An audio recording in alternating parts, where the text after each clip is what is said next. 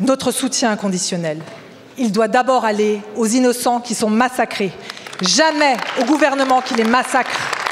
Notre soutien inconditionnel, il doit aller à ceux qui cherchent la paix désespérément par tous les moyens, jamais à ceux qui répandent la guerre, la violence et la terreur.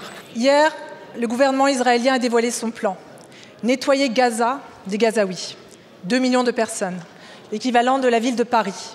Des femmes, des enfants, des hommes, innocents, bombardés depuis des mois, massacrés, affamés, devraient aujourd'hui partir volontairement. Mais pour aller où?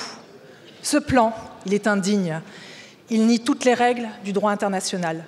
Ce plan, il est immoral. Il nie la valeur de la vie humaine, même la valeur des vies des otages israéliens. Ce sont les familles qui nous le disent. Ce plan, il est suicidaire.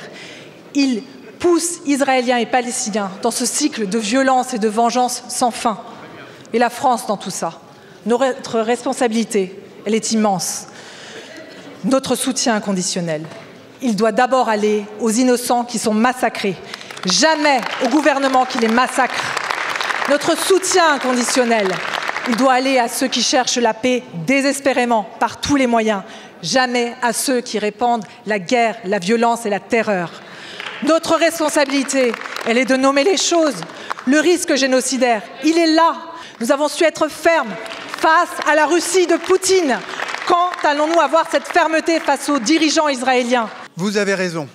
Lorsque hier les autorités israéliennes ont dévoilé leur projet de conquête de Gaza, elles ont ainsi porté une triple atteinte. Une atteinte d'abord à la dignité humaine, parce que chacun a le droit de pouvoir vivre dans son pays, sur le sol qu'il l'a vu grandir.